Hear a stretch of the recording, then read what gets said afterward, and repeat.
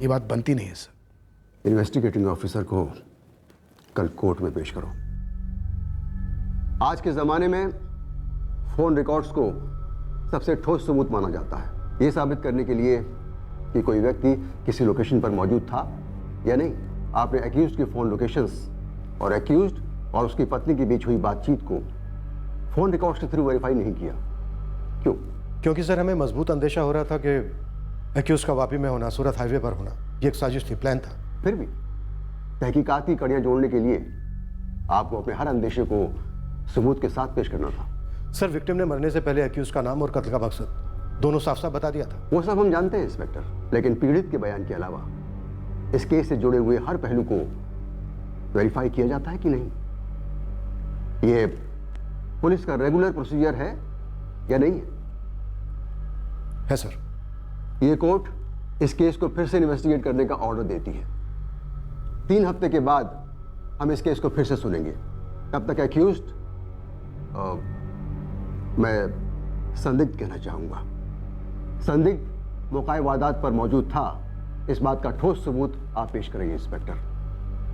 तब तक के लिए अदालत शरद सोलंकी को जमानत देती है। एक साजिश नाकामयाब हुई थी जो कि स्टैबिंग का मकसद था। ऑफिस में 10 मिनट का काम है, उसके बाद मैं तुरंत वापस के लिए निकलूंगा। जल्द से जल्द पहुंचना है मुझे वहां।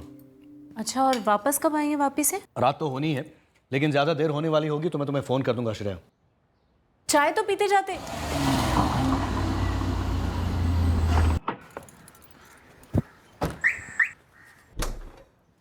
अजय, अजय आया सर। जय श्री कृष्ण शरद भाई। हाँ, जय श्री कृष्ण। अच्छा सुन, मैं आज वापिस जा रहा हूँ। हाँ, रात तक लौटूंगा। वो प्रदीप भाई को फोन करके पूछ लेना उनको, अगर कोई घर देखना हो तो। ठीक है। और अगर वो हाँ कहें तो 2-3 घर दिखा देना। ठीक है शरद भाई। लेकिन आज वो रजिस्ट्रेशन ऑफिस पर भी जाना है, वो चंद्रकांत भाई के लिए। हाँ, वो रजिस्ट्रेशन का काम भी कर देना जी। और देख, तू सारे काम अप टू डेट किया कर। मुझे कोई भी पेंडिंग काम पसंद नहीं है, समझा? हाँ, निकल गया हूँ ऑफिस। हाँ, पहुंच रहा हूँ फटाफट।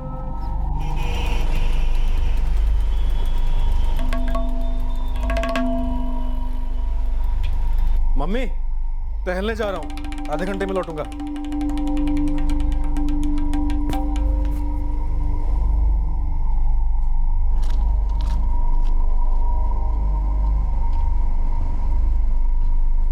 बिरजू भैया, ये चूना हल्के हाथ से लगाना और सुपारी कतरी। हाँ,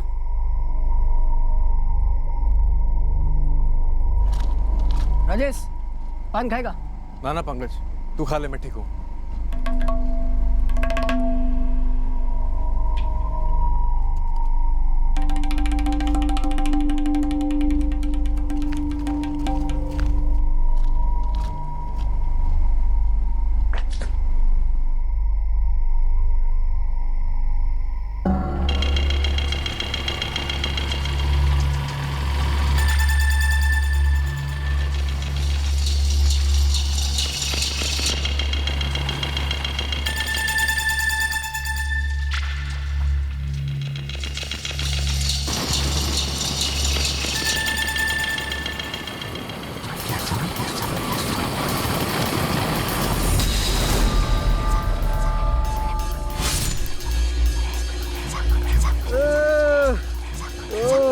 राजेश, राजेश, राजेश! रमेश भाई, रमेश भाई, रमेश भाई, किसी ने राजेश पर हमला कर दिया है। क्या?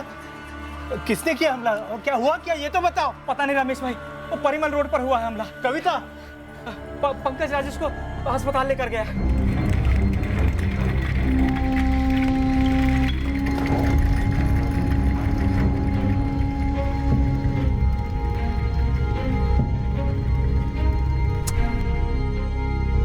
मैं बस वहाँ परिमल रोड पर मुड़ा, देखा तो एक बाइक जा रही थी। बाइक रुकी, बाइक वाला उतरा और उसने सीधा छुरा निकालकर राजेश पर वार करना शुरू कर दिया। एक के बाद एक वार करता गया सर, यहीं पर। हाँ सर, हम सबने राजेश की चीख सुनी थी। ये 4-5 मिनट पहले ही मेरे दुकान के सामने से गुजरा था राजेश। सर, मैं भी वही दुकान पे पान खा रहा था सर। कुछ 10:35 बजे मैं घर पे लौट रहा था और तभी मैंने ये हादसा होते देखा। तुमने बाइक वाले को देखा पंकज? मतलब उसका चेहरा? नहीं सर, नहीं देख पाया सर। उसका चेहरा कपड़े से ढका हुआ था, पीले रंग के कपड़े से सर। और मैंने देखा कि राजेश उसे बेनकाब करने की पूरी कोशिश कर रहा था सर। बाइक का नंबर? नहीं देख पाया सर। पंकज, कुछ भी याद हो, एक आध लेटर? नहीं सर, मैं नहीं देख पाया सर। सर मैं पूरा हिल गया था सर, इतना खून बह रहा था कि कुछ सूझबूझ ही नहीं रहा। ना ना, आप पेशेंट से नहीं बात कर सकती हैं। कुछ ज्यादा सीरियस है क्या डॉक्टर? जबरदस्त ब्लड लॉस हुआ है, उसके सारे इंटरनल ऑर्गन्स डैमेज हो चुके हैं। उसके बचने के चांसेस कितने हैं, सर्वाइवल रेट क्या है, ये सब इस वक्त हम कुछ नहीं बता सकते। किसी से मिलने जा रहे हैं ऐसा तो कुछ कहा नहीं था राजेश भैया ने। आदत है राजेश की, रात के खाने के बाद आधा घंटा टहलने जाता है वो। राजेश को तो मैं सालों से जानता हूँ सर। हाँ सर, यही अम्बे नगर में रहता है सालों से फैमिली के साथ सर। तो फिर उसकी ऐसी लड़ाई किसके साथ हो सकती है जो उसे चाकू ही मार दिया? मुझे नहीं पता सर। सर ये तो आपको राजेश खुद बता पाएगा, या फिर उसके घर वाले। हेलो, हाँ कहाँ हो अभी? कब तक आओगे? अरे यार, हरीश भाई की गाड़ी पंक्चर हो गई है। हाईवे पे जो ढाबा है वहाँ पे हम लोग खाना खा रहे हैं। घर आते आते सुबह हो जाएगी।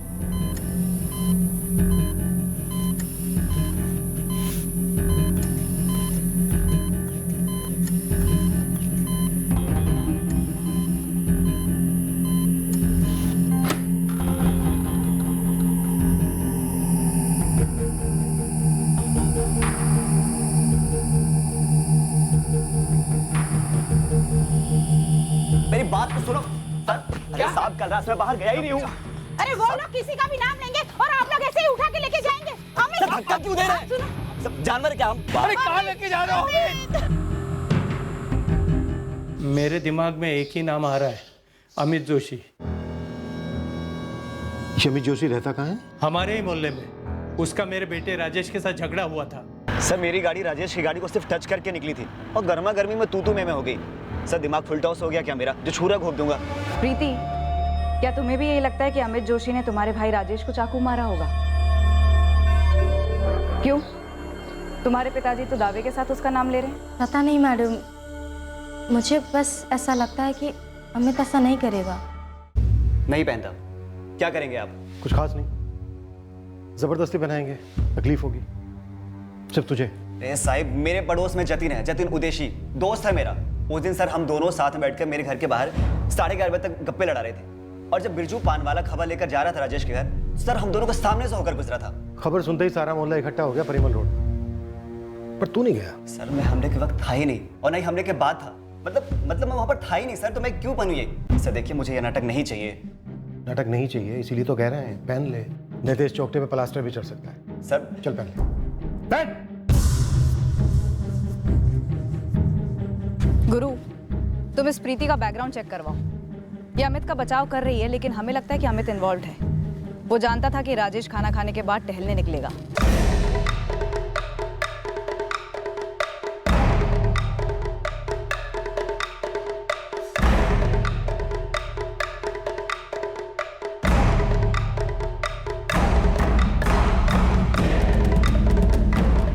ये वो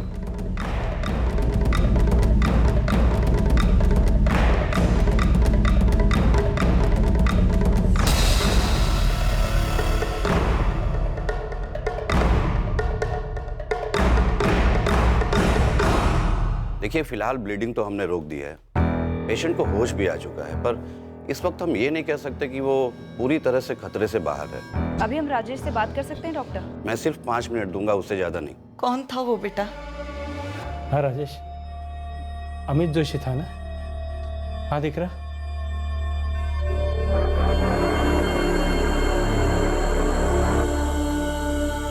ना सर, मुझे नहीं लगता कि ये वो है। पक्का? अब बस भी करो ना साहब, वो ना कह रहा है और आप अब भी उसे हाँ बुलवा रहे हैं। सर, राजेश को होश आ गया है, बात करेगा। फैमिली वाले कह रहे हैं कि वो हमलावर को पहचानता है। मूव। अब मैं जा सकता हूँ? अभी नहीं भाई, उस राजेश को नाम तो लेने दे।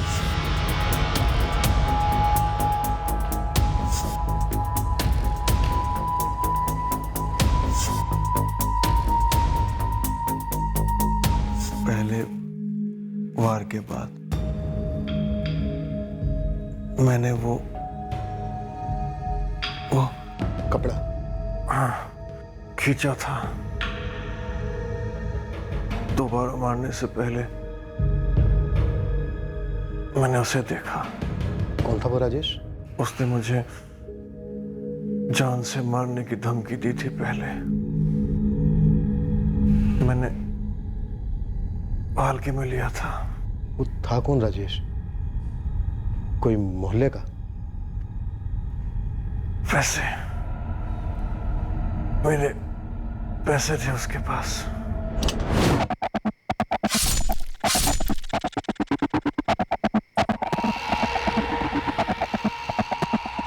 शरद भाई, शरद सोलंकी। पैसे हैं नहीं देने के लिए तो कहां से दूं भाई? शरद भाई, आपने कहा था कि आप 1 हफ्ते में पैसे दे दोगे। 2 महीने हो गए और आप मुझे अभी बता रहे हो कि आपके पास पैसे नहीं देने के लिए। अबे 25,000 रुपए के लिए रोज आके मेरे साथ माथापच्ची करेगा क्या? 25,000 रुपए की वजह से तेरी बहन प्रीति की शादी रुकने वाली है। अरे आप जैसे 8 लोग और हैं। मैं सबसे सारे पैसे इकट्ठा कर रहा हूँ, मिलाकर अच्छे खासे होते हैं। शादी जून में है, जून दूर नहीं, और आपको ऐसा मजाक लग रहा है? आवाज नीचे। 25,000 रुपए देकर तूने मुझे खरीदने लिया है, समझा ना? देखिए शरद भाई, मुझे मेरे पैसे वापस चाहिए, वरना देख लेना मैं क्या करता हूँ।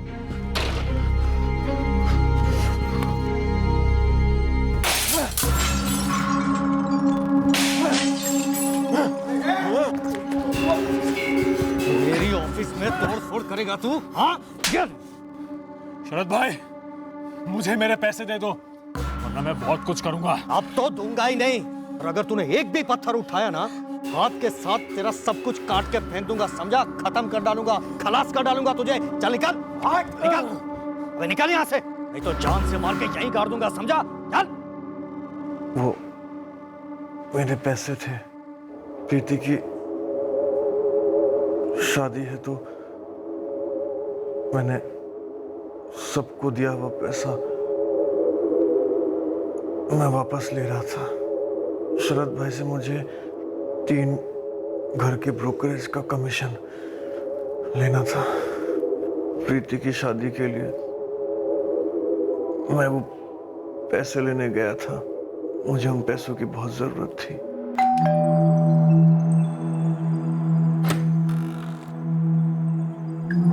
जी शरद सोलंकी, वो सो रहे हैं, क्या बात है? हम उन्हें उठाने आए। मैं इस कुर्सी पे बैठ जाऊं? क्या है, सुबह 5:30 बजे लौटा हूं, मेरी आंख भी ठीक से नहीं खुल रही है। राजेश पर हमला करने के बाद कहाँ छुप कर बैठा था तू शरद? आपने चढ़ा रखी है या उस राजेश ने चढ़ा रखी है? ज्यादा शाना मत बन, समझा? जितना पूछा जा रहा है उतना जवाब दे। पुलिस स्टेशन है ये। शाना तो वो बन रहा है राजेश मेरा नाम लेकर। मैं कल वापी गया था, आज सुबह लौटा हूं। मैं वडोदरा में था ही नहीं, और अगर वडोदरा में होता भी तो मेरा क्या दिमाग खराब हो गया ये सब करने के लिए? वो हम कर देंगे, दिमाग सब खराब कर देंगे तेरा। फटाफट बोल, बाइक किसकी थी, चाकू कहाँ पर है, और वो पीला कपड़ा कहाँ पर है जिससे थोबड़ा ढका था तूने तेरा? आप लोग मुझ पर इल्जाम डालकर किसी और का नाम ढकने की कोशिश तो नहीं कर रहे? राजेश की हालत क्रिटिकल है, समझा? क्रिटिकल हो या पॉलिटिकल हो, मुझे उससे क्या लेना देना? नहीं, मैं मानता हूं मुझे उसे 25,000 रुपए देने थे, लेकिन जब मैंने उसे दिए तो उसने कहा कि मुझे अभी नहीं चाहिए, आप शेयर बाजार में इन्वेस्ट कर दो, तो मैंने कर दिए। अब शेयर के प्राइसेस 25,000 से गिरकर 3,000 पे आ गए, तो उसमें मैं क्या करूं? ये सब बताया उसने आपको?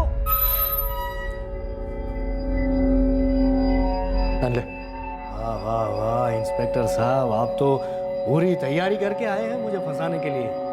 कितने पैसे खिलाए हैं राजेश ने ये सब के लिए? इतने खुले हाथ से थप्पड़ मत मारिए इंस्पेक्टर साहब, मैं कोई हवा का झोंका नहीं हूं, अवंडर खड़ा कर सकता हूं। पहन ले चुपचाप, सवाल ही नहीं उठता। और मुझ पर दोबारा हाथ उठाने के बजाय आप फोन उठाओ और नंबर घुमाओ मेरे पार्टनर हरीश वाघेला का और मेरे फाइनेंसर बचूभाई शाह का। वो भी गवाही देंगे कि मैं वापी में था कल। मैं और हरीश पिछले 6 महीने से वापी में ब्रांच खोलने की कोशिश कर रहे हैं। सुबह 5:30 बजे बेचारे थके हारे घर पर आए और आप लोग चोरों चक्कों की तरह उठा कर ले गए। समझ क्या रखा आप लोगों ने हमें? 10 मिनट में समझ गए थे हम आपके पति को कि वो क्या है और क्या नहीं। घर खाली कराने के लिए किस तरह धमकी देते हैं, क्या दादागिरी करते हैं, ये सारी हिस्ट्री आ चुकी है हमारे पास। काम है वो उनका, रियल एस्टेट में है वो। अरे लोग इतनी आसानी से पैसे नहीं देते, कभी कभी तो घर खाली नहीं करते। ये भी तो काम है, पैसे लेकर वापस न देना, धमकी देना, फिर अटैक करना। और इस बार तो उसने खुद ने पैसे हड़पे राजेश ठक्कर, शेयर मार्केट में इन्वेस्टमेंट के नाम पे। सर इसलिए नहीं कि शरद मेरा दोस्त है और मेरा पार्टनर है, बल्कि इसलिए कि ये सच है कि कल हम दोनों साथ में ही थे वापी में जब ये हमला हुआ। मेरी गाड़ी में थे, हम दोनों आज सुबह ही लौटे। सब कुछ पहले से प्लान था ना? वापी जाएंगे, सबको बोल कर जाएंगे कि रात को लौटेंगे, फिर गाड़ी पंचर होती है, फिर सुबह लौटने का ड्रामा। कुछ पहले से प्लान था ना। वापी जाएंगे, सबको बोल कर जाएंगे कि रात को लौटेंगे, फिर गाड़ी पंचर होती है, फिर सुबह लौटने का ड्रामा। तुम्हारी गाड़ी में क्यों गए? गाड़ी तो शरद सोलंकी के पास भी है ना। मैं मेरी गाड़ी लेकर गया था, इसलिए मेरी गाड़ी में हम दोनों साथ में गए। ऐसा कोई प्लानिंग नहीं था। सर आप क्या मुझे क्रिमिनल समझ रहे हैं क्या? सर शरद जैसा भी होगा, लेकिन इस प्लानिंग में मैं उसका साथ नहीं दूंगा। अरे हाँ साहब, आप बच्चू भाई को पूछिए ना, वापी में वो भी उधर ही थे। मेरे को काय को इस जमेले में घसीट रहे हो साहब? मैं वडोदरा नहीं आने वाला कोई बयान देने। हाँ अरे धंधे का टाइम है साहब, और एकदम साफ सुथरा धंधों से मालिक। झगड़ो मारा मारी खून खराब यहाँ होता ही नहीं, क्योंकि मैं करता ही नहीं ना। समझा बच्चू भाई, लेकिन स्टेटमेंट तो देना ही पड़ेगा। शरद आप ही का नाम दे रहा है। वो कह रहा है कि कल रात तक वो आपके साथ था वहां वापी में। हाँ तो था ना, वो और हरीश दोनों आए थे यहाँ पर, लेकिन मैं ये राजेश वाजेश को नहीं जानता। उनका आपस में क्या झगड़ा है, क्या लफड़ा है, मुझे नहीं मालूम। मैं आपसे अब भी कह रहा हूं, मैंने कुछ नहीं किया। शरद, इस कमरे में सबसे ज्यादा बोला गया झूठ यही है कि मैंने कुछ नहीं किया।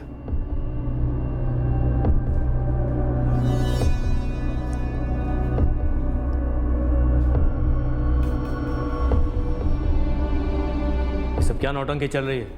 कौन है ये तोताराम गवाह जो आपका गाना गाएगा? है कौन ये? मेरी माँ भी बचपन में मुझे रोज धमकी देती थी साहब, लेकिन ऐसा थोड़ी होता है। धमकी दी तो बंदा करेगा। अबे ज्ञान नहीं चाहिए तेरा, वो है मेरे पास। मुझे सीधे सीधे जवाब चाहिए। उसने धमकी दी थी या नहीं? दी थी। और ये वापस जाने वाला बहाना, ये प्लान था क्या? मुझे किसी भी प्लान वान के बारे में कुछ नहीं पता है। शरद भाई ने बोला कि वो वापस जा रहे हैं, तो बस मेरे लिए उतना ही मतलब बनता है साहब।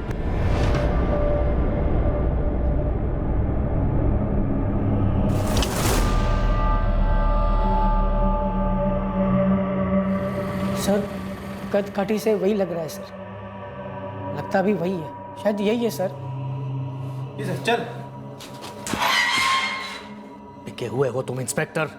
मुझे फंसाने के लिए राजेश ने कितने रुपए दिए हैं तुम्हें? तूने खुद अपने आप को फंसाया शरद सोलंकी। राजेश टक्कर की कंडीशन अब और बिगड़ते जा रही थी। उसका बचपना मुश्किल लग रहा था। सर डॉक्टर का फोन आया था, वो लोग राजेश को तीसरे ऑपरेशन के लिए लेके जा रहे हैं। उम्मीद कम रखने को बोला है। लेकिन उन्होंने कहा था अब ठीक होगा। अब बोल रहे अंदर सेप्टिक हो गया है, फिर से ऑपरेशन करना पड़ेगा। राजेश का स्टेटमेंट ऑन रिकॉर्ड हमारे लिए बहुत ही इम्पोर्टेंट था। देखिए 10 मिनट के अंदर हम पेशेंट को ओटी में शिफ्ट कर रहे हैं। मैं आपको ज़्यादा से ज़्यादा 5 मिनट का टाइम दे सकता हूँ। हमने रिटर्न स्टेटमेंट के अलावा उसका स्टेटमेंट ऑन कैमरा भी लिया, और राजेश इस बात पर अड़ा हुआ था कि उसे चाकू मारने वाला शरद सोलंकी ही था। शरद भाई, आप जब वापी गए थे तब अपना मोबाइल फोन साथ में लेके गए थे ना? कि भी बात करो छोरविंद भाई, धंधे के काम से हो या मॉर्निंग वॉक, कोई बिना फोन लिए बाहर निकलता है क्या?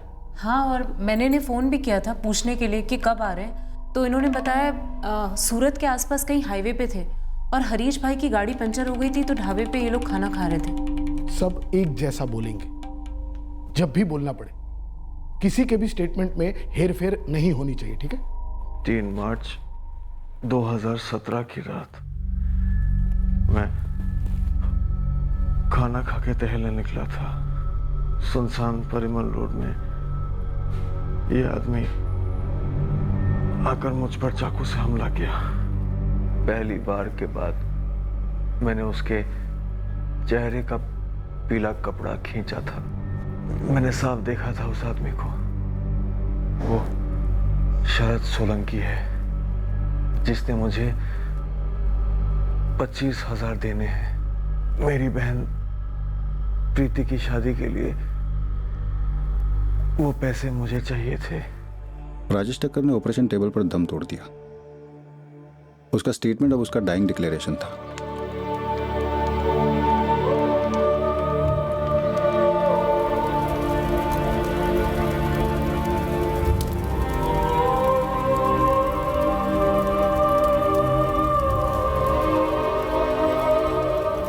आपके पास मेरे खिलाफ कोई सबूत नहीं है तो फिर आप मेरी जमानत का विरोध क्यों कर रहे हैं?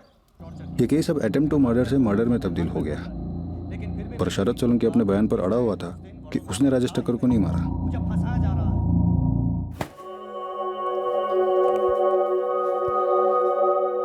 गिरीश और उसके घर वाले मान गए हैं शादी बिल्कुल सादगी से होगी। मम्मी, मेरे अंदर कुछ टूट सा गया है। ऐसे नहीं बोलते। राजेश का सपना था तेरी शादी अच्छे से हो, और इसके लिए वो मारे भी गए। हम सब दुखी है बेटा, अंदर से टूट गए हैं। पर राजेश की इच्छा थी, जो कुछ भी हो तेरी शादी नहीं रुकनी चाहिए। मैंने थोड़े पैसे जेएस के पास रखे हैं। उसने वादा किया है कि वो 1 हफ्ते में लौटा देगा। जो भी हो पप्पा, प्रीति की शादी नहीं रुकनी चाहिए। काका ये 75,000 राजेश ने मुझे 60 दिए थे, 15 ब्याज के। काका मैं इस समय बोलने का मतलब तो नहीं है, लेकिन बोलना चाहता हूँ मैं। ये राजेश को शरद भाई से पंगा नहीं लेना चाहिए था। उसे पैसों की ज़रूरत थी तो मुझे बोलता, मैं लौटा देता ये वाले। बेटा जयेश, शायद राजेश को ये पता नहीं था कि 25,000 रुपये के लिए वो जानवर शरद सोलंकी उसकी जान ले लेगी। डिक्री, तेरे पप्पा जून की तारीख नहीं बदलेंगे। राजेश ने तय की थी, शादी उसी दिन होगी।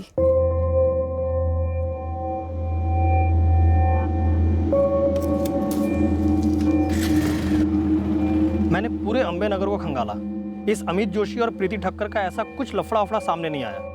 इस प्रीति की तो अरेंज मैरिज हो रही है किसी गिरीश व्यास के साथ। तो फिर इतने संगीन मामले में अमित की तरफदारी क्यों कर रही होगी? बचपन से देखा होगा, कोई लफड़ा उफड़ा नहीं है, बस एक समझ होगी कि ये बंदा नहीं करेगा। और ऊपर से पूरा मोहल्ला कह रहा है कि हमले वाली रात अमित घर पर ही था। शरद सोलंकी पे कुछ ऐसा कुछ भी हाथ नहीं लगा मैडम, लेकिन हर एक आदमी यही बात कह रहा है कि 1 नंबर का चंट और चालाक आदमी है। और मुझे भी लगता है कि पूरी साजिश इसी ने रची है। ये खुद राजेश भी यही कह गया। बाकी सबके भी स्टेटमेंट ले लो और चार्जशीट फाइल करो। हमने कोर्ट में चार्जशीट फाइल कर दी और अब इस केस में ट्रायल के लिए वेट कर रहे थे। सर 4 महीने हो चुके हैं मेरे क्लाइंट शरद सोलंकी को न्यायिक हिरासत में। उनकी जमानत की अर्जी बार बार नकारी जा रही है और हमें यहाँ एक बहुत बड़ा झटका मिलने वाला था। पुलिस ने इस केस में बारीकी से इन्वेस्टिगेशन की ही नहीं है, बस इसे ओपन और शट केस करार देकर मेरे क्लाइंट पर एक के बाद एक झूठे इल्जाम थोपे हैं और चार्जशीट फाइल की है। विक्टिम का डाइंग डिक्लेरेशन है हमारे पास, राइटिंग में भी और वीडियो में भी। कातिल को आइडेंटिफाई भी किया गया है और उसका नाम भी लिया गया है। योर ऑनर, विक्टिम और आई विटनेस इन दोनों ने हमलावर को रात के अंधेरे में देखा था, और वो भी चेहरा ढका हुआ हमलावर। अब अगर इस कोर्ट में मैं शरद सोलंकी के चेहरे पर एक पीला कपड़ा बांधकर उन्हें यहाँ लेकर आता हूँ तो यहाँ बैठे सभी लोग कंफ्यूज हो जाएंगे। सर गवाह बिल्कुल भी कंफ्यूज नहीं हुआ था, बल्कि इस केस में एक और सस्पेक्ट था, अमित जोशी, जिसका मुंह ढककर गवाह के सामने पेश किया गया। लेकिन गवाह ने उसे आइडेंटिफाई नहीं किया, बल्कि सिर्फ और सिर्फ शरद सोलंकी को ही आइडेंटिफाई किया। मेरे क्लाइंट शरद सोलंकी 3 मार्च 2017 के दिन और रात को वापी में ही थे, वडोदरा में थे ही नहीं। सर ये रहे उनके फोन रिकॉर्ड्स और ये उनके पार्टनर हरीश वाघेला और उनके फाइनेंसर बच्चू भाई शाह के statements. Your honour, cellphone Vapi में भी रखा जा सकता है। पार्टनर और फाइनेंसर के बयान झूठे भी हो सकते हैं। क्या पुलिस ने सूरत हाईवे के पास जो ढाबा है वहां पर वेरीफाई किया? नहीं किया। जबकि मेरी क्लाइंट की वाइफ श्रेया ने 4 तारीख को रात को 12:15 बजे मेरे क्लाइंट को कॉल किया था, जब वो वापी से लौट रहे थे और सूरत हाईवे के पास किसी ढाबे पर डिनर ले रहे थे। अब इस बात का जिक्र पुलिस की चार्जशीट में कहीं पर है ही नहीं। और सर एक और बात, उस मोटरसाइकिल का क्या हुआ जो कातिल ने कत्ल के वक्त इस्तेमाल की थी? क्योंकि मेरे क्लाइंट को तो मोटरसाइकिल चलानी आती ही नहीं है, उनके पास 2 व्हीलर का लाइसेंस तक नहीं है। Approach sir.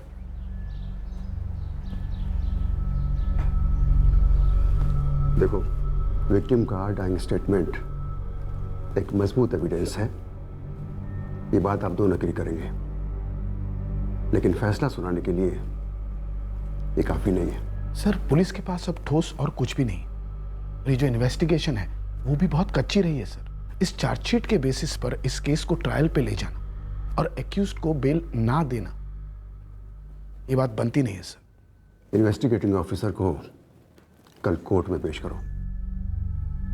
आज के जमाने में फोन रिकॉर्ड्स को सबसे ठोस सबूत माना जाता है। ये साबित करने के लिए कि कोई व्यक्ति किसी लोकेशन पर मौजूद था या नहीं, आपने एक्यूज्ड की फ़ोन लोकेशंस और एक्यूज्ड और उसकी पत्नी के बीच हुई बातचीत को फ़ोन रिकॉर्ड्स के थ्रू वेरीफाई नहीं किया।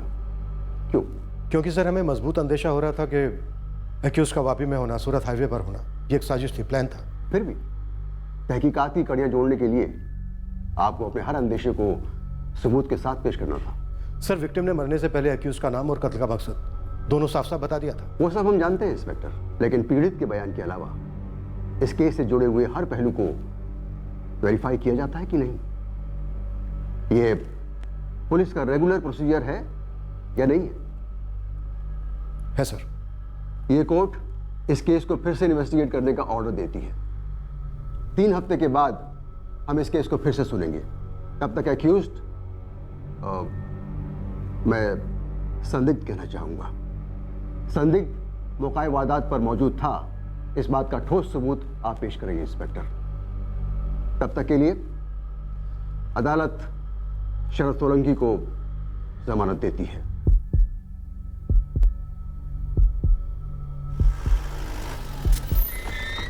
हमें नहीं मालूम था अब इस केस में नया क्या हाथ लगने वाला था। हमें नहीं मालूम था कि पीड़ित राजेश ठक्कर की डाइंग डिक्लेरेशन के अलावा कौन सा सबूत हमें शरद सोलंकी का गुनाह साबित करने में मदद करने वाला था। चाय।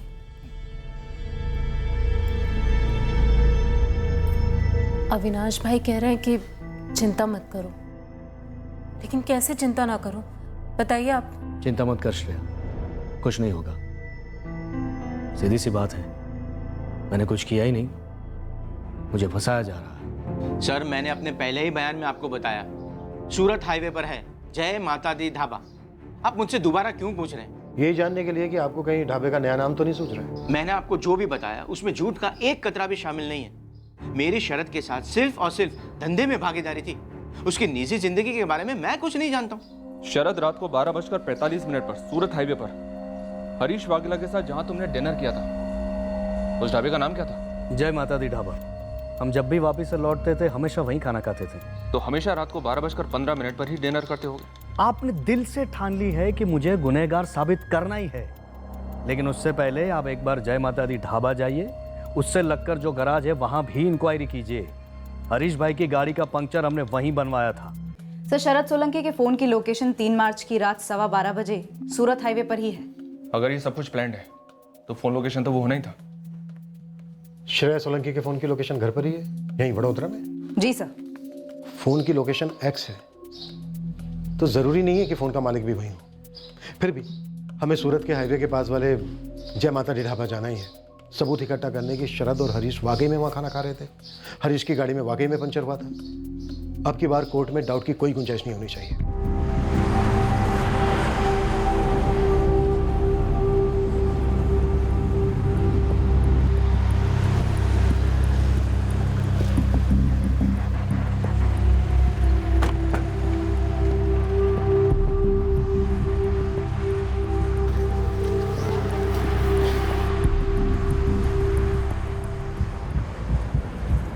सर इनके नाम तो याद नहीं है, लेकिन ये लोग अक्सर यहाँ रुकते हैं खाना खाने के लिए। अरे मैडम कैसे याद रहेगा, 5 महीने पहले का पंक्चर।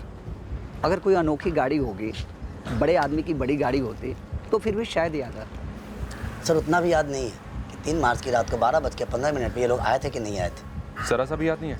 नहीं सर, सॉरी। मेरी याददाश्त पंक्चर होगी तो क्या हुआ मैडम, ढाबे की CCTV को सब मालूम होगा, कैमरे में सब कुछ कैद होगा। हाँ सर, CCTV तो है। 3 मार्च की रात 12 बजे से 1 बजे तक की पूरी फुटेज निकलवाओ अभी। CCTV फुटेज ने एक बात साबित कर दी कि हमसे तहकीकात में वाकई में लापरवाही हुई थी। फुटेज देखकर हम दंग रह गए।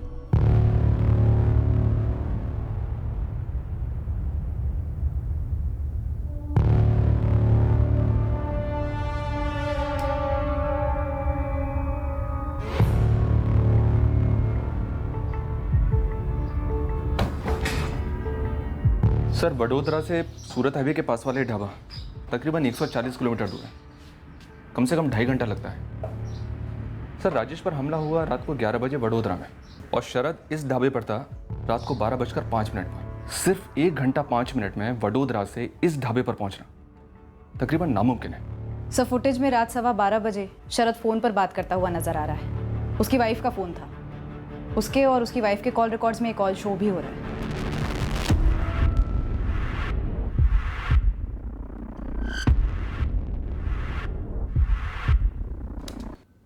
तो फिर मरते मरते राजेश ठक्कर ने शरद सोलंकी का नाम क्यों लिया? झूठ बोला उसने शरद को फंसाने के लिए। लगता तो ऐसा ही है सर। मेरे साथ इतना बदसलूक किया, मेरा चेहरा ढका, बकवास की, धमकियां दी, इतने दिन में जेल में सड़ा। इसकी क्या भरपाई होगी सर? गलती हुई है हमसे शरद, उसके लिए हम तुमसे माफी चाहते हैं। आपने मेरा वक्त जाया किया, मेरी खोई हुई इज्जत वापस मांगता हूं मैं। दे पाएंगे? नहीं दे पाएंगे, लेकिन इतना पक्का है कि हमें गुमराह किया गया। एक बात बताइए सर, आपने मेरा चेहरा ढका और एक चश्मदीद गवाह को मेरे सामने पेश किया, फिर वो कौन सा था जिसने ये कहा कि वो पीले कपड़े वाला आदमी मैं हो सकता हूं? वो पंकज था, पंकज राजेश का दोस्त। कहीं वो पंकज गुप्ता तो नहीं जो कंचन पार्क में रहता है? हाँ वही था। तुम जानते हो उसे? बहुत अच्छी तरह से जानता हूँ, 1.5-2 साल पहले नौकरी करता था मेरे यहाँ। पंकज का हाथ हो सकता है इसमें? कमाल करते हैं इंस्पेक्टर साहब, पहले आप मेरे खिलाफ एक गवाह पैदा करते हैं, फिर मुझी से पूछते हैं कि वो गवाह गुनहगार तो नहीं। क्या तरीका है काम करने का? इससे अच्छी तहकीकात तो मैं खुद कर लेता।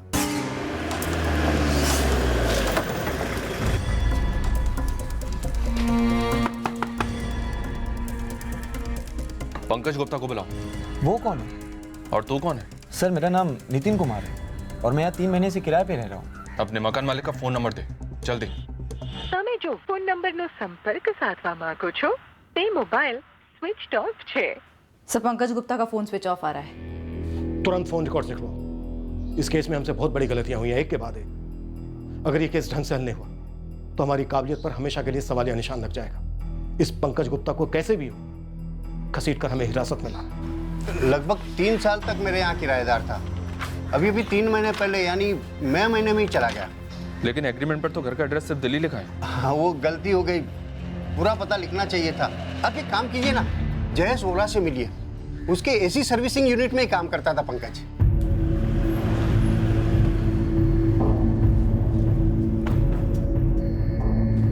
जयेश्वर तुम ही हो? हाँ जी साहब। क्या हुआ साहब? ये पंकज गुप्ता ने नौकरी छोड़ दी क्या? साहब वो तो मई महीने में अपने घर चला गया था। दिल्ली? हाँ जी दिल्ली। दिल्ली का एड्रेस है? नहीं साहब। क्या हुआ साहब? राजेश ठक्कर को जानते हो तुम? वही राजेश ने जिसका मर्डर शरद सोलंकी ने किया है ना। झोल है कुछ, और ये हमें पंकज से जानना है कि झोल क्या है। पंकज को मैं पिछले 1.5 साल से जानता हूँ, जब से उसने शरद भाई की नौकरी छोड़ी थी और मेरे पास काम मांगने आया था। इससे ज्यादा मैं उसके बारे में कुछ जानता नहीं साहब। ऐसा भी क्या हुआ था?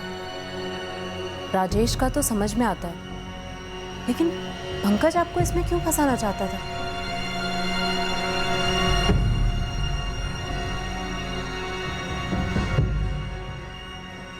पंकज जा चाय बोल क्या? खाना खत्म करके जाता हूँ। अबे अंदर कस्टमर बैठा है, तेरे को खाने की पड़ी है, जाना चाय बोल के आना। बोला ना शरद भाई खाना खत्म करके जाता हूँ। हो गया खाना, अब जा चाय बोल के आ। अरे आंसू शरद भाई, ऐसे कोई खाना फेंकता है क्या?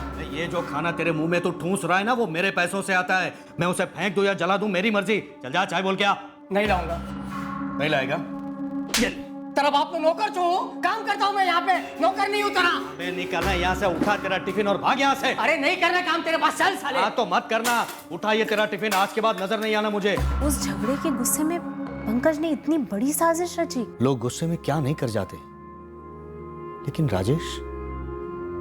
राजेश को क्या फायदा हुआ अपने आप पर अटैक करवा के? वो भी ऐसा जिसमें उसकी जान चली गई। मतलब क्या वो पंकज की बातों में ऐसे ही आ गया?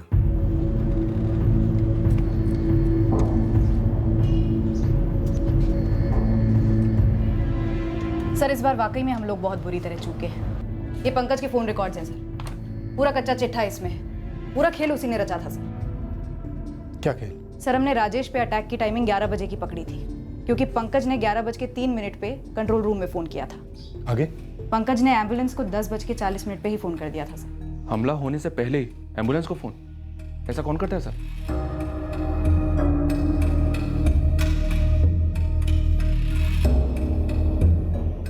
हेलो, यहाँ परिमल रोड पे अम्बेनगर के पास एक एम्बुलेंस भेजिए। एक आदमी पर चाकू से हमला हुआ है, बहुत खून बह रहा है, जल्दी भेजिए। तो पीले गमछे वाला बाइक पर आया हुआ हमलावर मनगढ़ंत हो सकता है। लेकिन सर राजेश इस प्लानिंग में शामिल क्यों होगा? वो खुद के कत्ल का झूठ क्यों बोलेगा? शायद राजेश और पंकज के बीच में कोई साठगांठ हो इस शरद सोलंकी को फंसाने के लिए। मतलब सिर्फ शरद को फंसाने के लिए राजेश ने खुद पर ऐसा हमला करवाया? राजेश ने झूठा बयान दिया? जी, शरद सोलंकी उस रात उस वक्त वडोदरा में था ही नहीं। पर क्यों? प्रीति, कविता जी, राजेश ने अपनी जान गंवाई, झूठा बयान दिया। क्या पंकज के साथ उसकी कोई साठगांठ थी? कैसी साठगांठ? मैडम, मेरे भाई की जान गई है। ये तो पंकज गुप्ता ही बता सकता है, लेकिन राजेश के मरने के बाद से वो फरार है। हमें पता चला है कि वो दिल्ली का रहने वाला है। क्या आप लोग जानते हैं कि वो दिल्ली में कहाँ रहता है?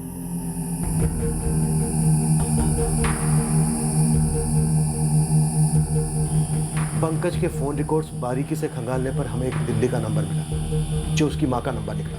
हमने एड्रेस निकाला और दिल्ली पहुंचे, पर केस अभी क्लोज होने से काफी दूर था। हम पंकज की तलाश में एक अजीब सी अंधी गली में गुमराह हो गए। क्यों? क्या किया है मेरे बेटे ने साहब? पंकज शायद किसी जुर्म में शामिल है। कहाँ है वो? वो मई महीने में आया था घर पे वडोदरा से, पूरा 1 हफ्ता रहा यहाँ, बिल्कुल मायूस। उसने घर से बाहर एक कदम तक नहीं निकाला था। क्या हुआ है बेटा? अरे कुछ तो बोल। उस पूरे हफ्ते ना दोस्तों से मिलने गया, ना काम की तलाश की। मैंने लाख कोशिश की पता करने की कि माजरा क्या है, पर उसके बर्ताव से लग रहा था कि उसने कुछ खोया है और किसी को उस बारे में बता नहीं पा रहा है। पंकज इस वक्त कहाँ हो सकता है शीला जी? घर से निकलते वक्त उसने एक शब्द नहीं कहा था। मैं जब वो यहाँ से निकला उसके बाद से कोई कॉल किया आपको उसने? नहीं ना, तभी तो मैं इतनी परेशान हूँ। मैंने कितने बार फोन लगाया उसे, पर उसका फोन बंद ही आ रहा है। सर पंकज की माँ की फोन रिकॉर्ड चेक किया, वो सही बोल रही है। फोन टैपिंग पर डाल दिया उसका। उसने कहा पंकज मायूस था। हाँ। सर, ये बंदा जो हुआ कहीं उसे लेकर बहुत दुखी तो नहीं हो गया? और प्लान क्या था इसका और राजेश का मकसद क्या था? हमें इस पंकज को जल्द से जल्द ढूंढना होगा। साहब मेरी ऐसी कोई दोस्ती नहीं थी उससे जो नौकरी छोड़ने के बाद मुझसे कांटेक्ट करे। जयेश, मुश्किल घड़ी में इंसान हर किसी के दरवाजे पर दस्तक देता है। अगर तुम्हें उसका फोन आए तो उसे बोलना नहीं कि हम उसे ढूंढ रहे हैं, बस हमें इन्फॉर्म करना तुरंत। जी साहब, ज़रूर, आपको बोलने की ज़रूरत नहीं साहब। साहब लेकिन एक बात समझ नहीं आ रही कि पंकज और राजेश ने ऐसा किया क्यों? जब तक पंकज हाथ नहीं लगता हमें इस साजिश का मकसद ही पता नहीं चलता, जिसमें मौत 2 में से एक षड्यंत्रकारी राजेश ठक्कर की ही हुई थी। दूसरी ओर पंकज की मां का फोन 24 घंटे निगरानी पर था, पर पंकज ने एक बार भी उसे कॉल नहीं किया। हमारी दिल्ली की टीम ने पंकज को खोजने में कोई कसर नहीं छोड़ी, पर कोई भी लीड हाथ नहीं लगी। समय गुजरता गया। हमें अब ऐसा महसूस होने लगा कि शायद पंकज कभी हाथ नहीं आएगा। साजिश फेल होने की मायूसी में, या फिर वो कहीं और जाकर बस गया था, अपनी मां से भी दूर, या फिर कुछ और ही हुआ था। ये हमें पता चला पंकज की खोज के 6 महीने होने के बाद, जब जुर्म को 1 साल हो गया था। आखिरकार पंकज हमें मिल गया जब वो खुद से अपने घर लौटा। आखिरकार पंकज हमें मिल गया जब वो खुद से अपने घर लौटा।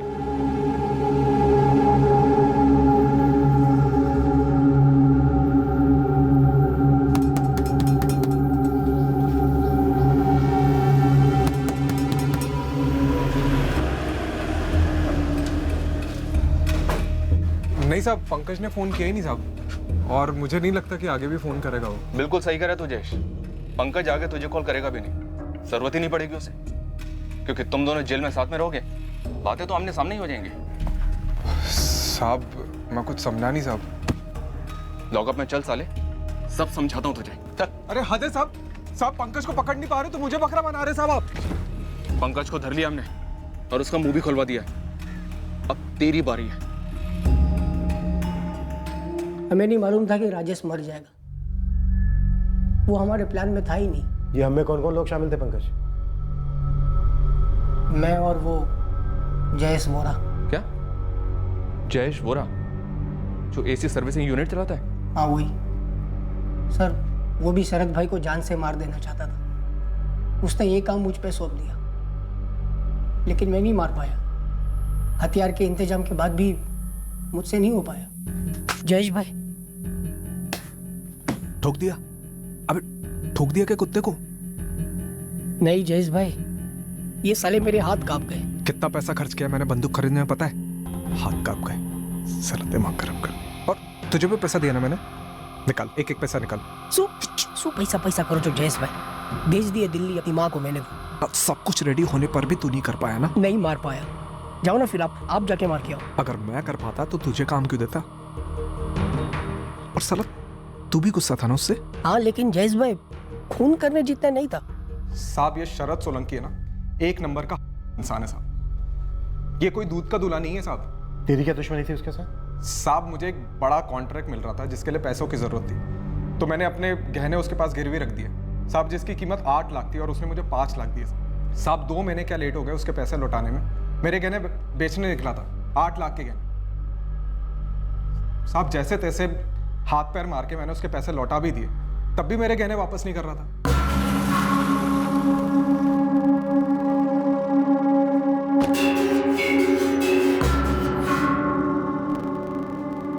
ये सब तूने किया ना?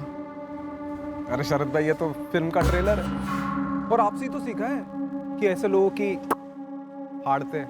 पुलिस तुझे फाड़ेगी। अरे शरद भाई, पुलिस वो कुल्हाड़ी है जो आप अपने पैरों पर मार रहे हैं। पुलिस मेरी फाड़ेगी ना तो मैं भी तो अपना मुंह फाड़ूंगा। मैं भी तेरा नुकसान कर सकता हूँ। वो जब आप कल आएंगे ना यहाँ पे तब दिख जाएगा। आज तो बोर्ड उतारा है नीचे, लॉक चेंज किया। कल का पूरा प्लान है, आपकी एक एक क्लाइंट को फोन करके बता दिया जाएगा कि आपका धंधा चौपट हो गया, आपके सारे पैसे डूब चुके। फिर देखना यहाँ पे कैसी लाइन लगती है और आपके कपड़े कैसे फटते हैं। मैंने आपका पूरा पैसा लौटा दिया, अब आप भी मेरे गहने लौटा दो और किस्सा खत्म करो, वरना 8 लाख के चक्कर में आपका दुगना नुकसान कर सकता हूं साहब। मैंने फिल्मों वाले गुंडों के जैसे उसको धमकाया, तब जाके उसने मेरे गहने वापस किए साहब। ये एक नंबर का लीचड़ हरामखोर आदमी है साहब। तो इस सब में राजेश को बलि का बकरा क्यों बनाया? बलि का बकरा बनाने का कोई प्लान ही नहीं था साहब, सब गड़बड़ हो गया बुरी तरह। राजेश को भी शरद भाई से रंजिश थी, जयेश भी बदला चाहता था और मैं भी उसे तड़पते देखना चाहता था। इसलिए मैंने राजेश को अंदर खींचा और हम लोगों ने प्लान बनाया जिससे शरद भाई को जेल होती। सर, हमारा मकसद सिर्फ इतना ही था कि ये कुत्ता जेल जाए और सड़े वहां बस। देख राजेश, तू डर मत, बिल्कुल मत डर। जरा सा घाव होगा बस, है ना? और उसके बाद हम सारा जिम्मा शरद सोलंकी पे डाल देंगे।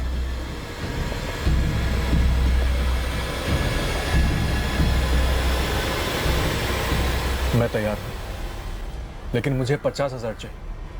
प्रीति की शादी के लिए जितना इकट्ठा हो सका मैंने किया, बस 50,000 और हो जाए तब मम्मी पापा दोनों चैन से जिएंगे। लेकिन साला ये शरद पहले से मेरे 25,000 खा बैठा है। हाँ तो तभी तो बोल रहे हैं, हम तीनों मिलकर उसको सबक सिखाएंगे ना। और देख, 50,000 मैं तुझे दूंगा, ठीक है? बस एक बार ये शरद सोलंकी को हथकड़ी लग जाए बस। टहलने जा रहा हूँ, आधे घंटे में लौटूंगा। पूरी प्लानिंग 3 मार्च की रात के लिए की गई। राजेश रोज की तरह खाना खाने के बाद टहलने निकला, पर इस बार साजिश के तहत वो पान की दुकान के सामने से गुजरा जब पंकज भी वहीं था, ताकि बिरजू गवाह बन सके और पुलिस को एक रोजमर्रा की रात की कहानी बताए, जो दरअसल एक क्रिमिनल षड्यंत्र था शरद सोलंकी को फंसाने का। हाँ पंकज, शुरू हो जा, चल निकालना छुरा। देख पंकज, संभल गया, मुंह ऊपर से, बिल्कुल हल्के से। हाँ हाँ हाँ, अब रुक मत ना, छुरा चला, एम्बुलेंस आने के पहले खत्म करना चाहिए। सही किया, अभी जैसा प्लान किया ना वैसा वैसा करेंगे, ठीक है? बचाओ, बचाओ। राजेश मर जाएगा कभी ये सोचा ही नहीं था सर। हाँ साहब, वो ये भी नहीं सोचा था कि उसी रात शरद वडोदरा में नहीं होगा। पता होता तो किसी और दिन प्लान करते। शायद करते साहब, लेकिन एक बात बोलूं, मैंने अपना वादा निभाया। ये राजेश के घर वालों को मैंने 50,000 रुपए दी। दरअसल उससे ज्यादा ही दिए साहब, 75,000 दिए। दिल क्या पाप, झाड़ दिया पल्ला। इतना भद्दा और बेवकूफी भरा प्लान बनाया और इतना खतरनाक भी।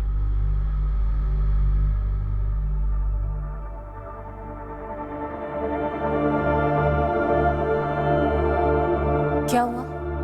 पंकज को पकड़ा? प्लान जयेश का था, वो मुझे फंसाना चाहता था। जयेश वो रहा आपने? हाय राम, अच्छा हुआ जो उस दिन आप वापी चले गए थे। बच गया। इससे पहले उन्होंने मुझे मार डालने का प्लान भी बनाया था, हथियार भी खरीदा था उन्होंने। राजेश का परिवार उसकी इस साजिश में भागीदारी को कबूल ही नहीं कर पाया। वो भी उसने ये सब कुछ प्रीति की शादी के लिए पैसे जुटाने के लिए किया। एक भयंकर साजिश में शामिल हुआ जिसने उसी की जान ले ली। और लंबे अरसे तक हम भी इस केस में गुमराह होते रहे, क्योंकि हमारी इन्वेस्टिगेशन में वाकई में कुछ गंभीर खामियां रही थी। अगले हफ्ते फिर मिलेंगे एक नए केस के साथ क्राइम पेट्रोल सतर्क में। जय हिंद।